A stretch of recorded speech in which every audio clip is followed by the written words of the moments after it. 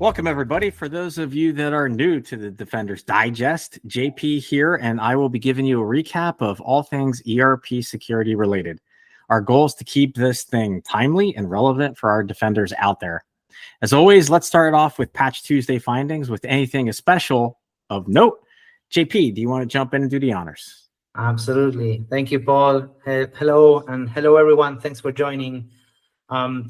So we have Patch Tuesday for this March, second Tuesday of every month, as usual.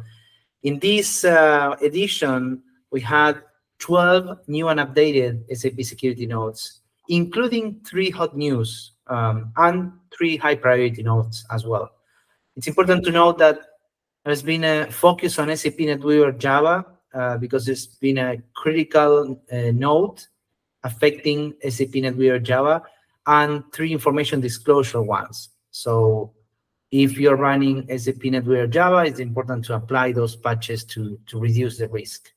As always, the Onapsis Research Labs has contributed to 3 information disclosure vulnerabilities in this case.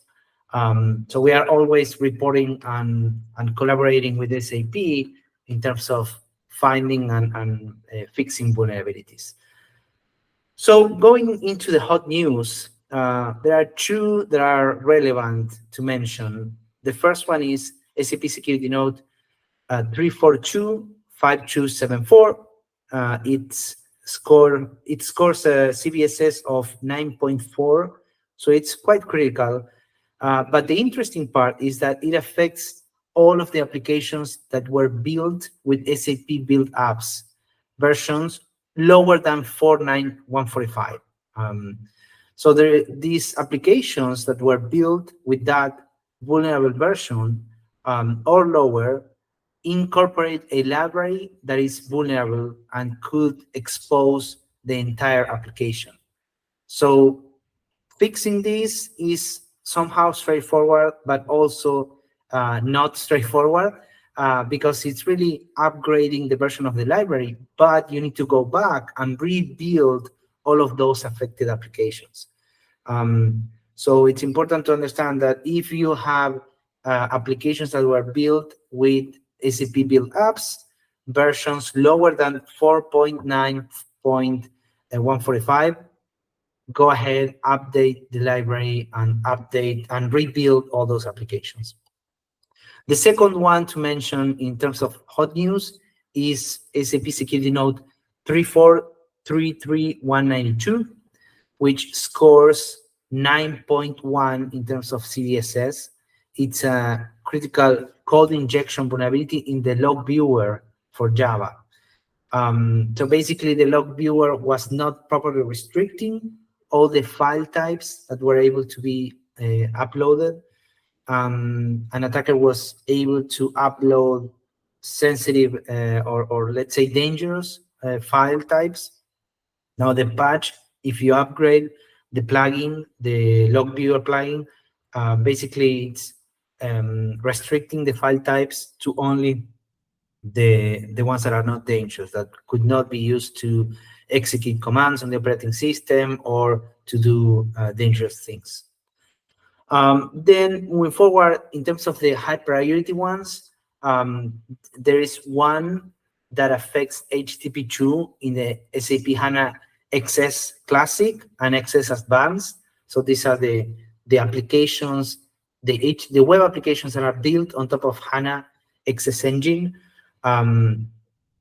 You need to upgrade the HANA XS Classic and HANA XS Advanced because there is a vulnerability in the way that the HTTP2 protocol is managed. So again, remember going back to 2022 and 2023, where we saw SAP patching ICMAD that was discovered by the Onapsis Research Labs. And in 2023, also similar issues, but extended to HTTP2. Well, SAP continues to improve the security of these components by fixing the way this protocol is processed. And also in terms of high priority nodes, security node 3414195, it scores 7.2 in terms of CVSS and it's patching a path traversal in business objects.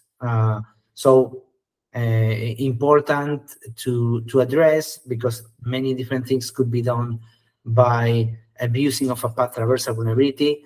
So go ahead and upgrade your or update the components of your SAP business objects business intelligence. And with that, we wrap up the summary of the March security notes. So back to you, Paul. Thanks, JP. That's certainly a lot of good information to be aware of. Let me see here. So I want to jump into a couple of things that are happening out there in the threat space with respect to SAP and an issue that was discovered back earlier this year. It's an open redirect vulnerability. So what that means is that there was a phishing scam that was happening at the beginning of the year targeting a large multinational company, and that permitted the use of using their own domain.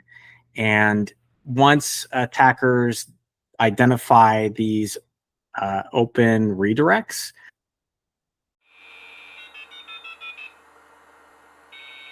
okay, so this open redirect vulnerability, take two. There was an attack happening earlier this year against a large multinational company that was using SAP, and there is a patch for this, but it's an open redirect in the URL, and it's a very common threat vector that's used by scammers, especially when they're trying to send phishing links to victims, because what they can do then is they can use the domain name of an established, well-trusted organization who has ownership over a domain, right? So when you look at domains, you want to take a look at a lot of different aspects to a domain. You want to take a look at, is it new, right? Is it using name servers that are trusted? Is it communicating with other artifacts? Is it leaving other artifacts that are trustworthy or not trustworthy? What's the history of the domain? What IPs are these things tied to? What's the information in the DNS records, right? There's a lot of intel when it comes to DNS, and it takes a very specialized skill set to be able to really understand a domain name, because there's a lot of threats that use like dynamically generated algorithms to create domain names, which makes it harder for defenders to detect or work against or to take down. So it's very awesome for attackers to be able to discover an open redirect and be able to use it, because then that allows you to use the legitimate domain with a legitimate URL at that domain, and then simply tag on a value that that if as a user you click that specially crafted link, you can then go and visit that target, that malicious target destination, right? So you can have an evil domain with a landing page that is set up to take your SAP credentials, for instance, right? So you could be targeted. You can, an attacker can say, "Hey, I'm your IT department, right? I need you to log in," and then they'll send you an email with a totally legit, valid domain. That domain is not going to get picked up by your filters because it's scored as legitimate. It's going to come through. The filters aren't going to stop it, and then you click on that link because you think it's totally legit. You look at the domain; it's a legit domain. But when you click on it, what you're not aware of is that now you're going to get redirected over to the miscreants, their controlled domain in the end, because it's going to hop to the legitimate. You're going to get redirected to the bad domain. And now you got to be aware, right? You got to be careful where you're at so that you don't give away your credentials. But that's a very common tactic. And so I wanted to highlight that because, again, we come back to the vulnerability management, right? You want to make sure that you're running your patches. You want to make sure that you're watching for these types of tricks that the miscreants can use. And needless to say, I just want to point out that the large multinational company, they did detect this type of activity and they put a block to it on their end right away. So kudos to all organizations that are doing fantastic monitoring and detection, and then having proper response in place to be able to handle any type of threat that's occurring. The other thing too that we focused on from time to time in our discussions, JP and I, and also in some articles that you may have come across. If not, please take a look. We've written about APLHV and Black Cat before, but I just wanted to share that they've been in the press recently again. There's been a lot of controversy over if they've received a large payment from a victim that they had targeted. By large, we're talking tens of millions of dollars. But ultimately, the group shortly after that, they said that they were shutting down and that they already found a buyer for their information. So, and as a side note, as Black Cat has gone away, supposedly, LockBit also is estimated to have, they've also extorted about $120 million in payments from over 2,000 victims worldwide. But on February 20th, LockBit's website was seized by the FBI and the UK's NCA following a months-long infiltration of the group. So some interesting news, some hopefully good news about these groups going by the wayside. JP, over to you. I hear that we've got some pretty interesting information to share with our viewers. Absolutely. Just closing on the ransomware side, a few weeks ago, CISA released an alert about APLHV and ransomware campaigns they are driving. So it's important to stay on top of that and also consume all the resources that CISA provides.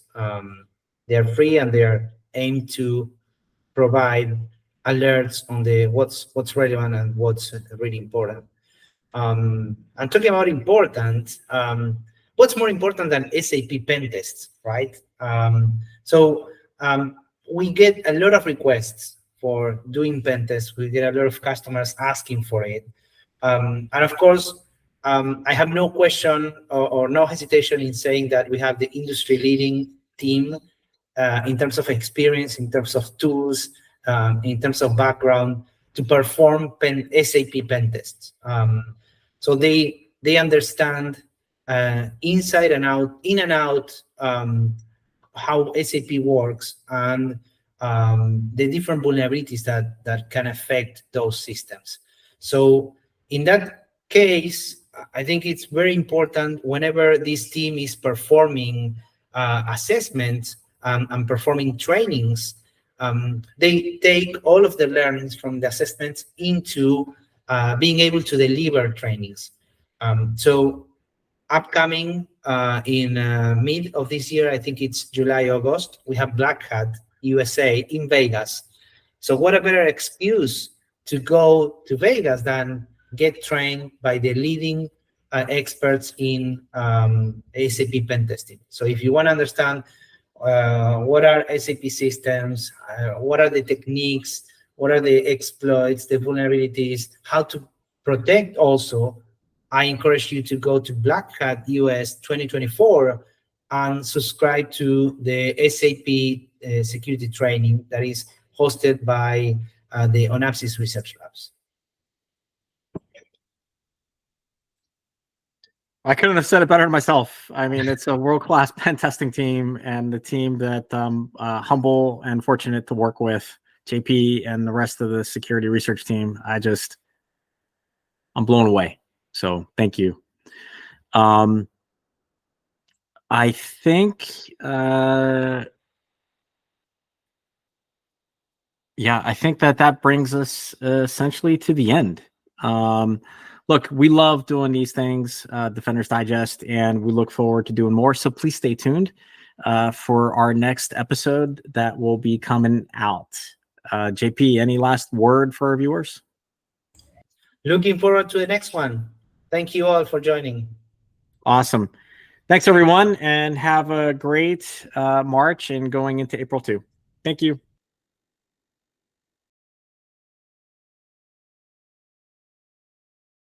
We got our outtake. The leprechaun stolen your audio. I didn't catch him because Doctor Who came and took him away. Apparently, my laptop didn't like what I was talking about. So you said path traversal, and then you immediately froze. Yeah, so my system doesn't like me talking about it. It couldn't handle the information. Oh no, I'm gonna crash. Yeah. Oh wait, I can't hear you now. Same thing happened to me. Mike, hang on. A B C D E F G.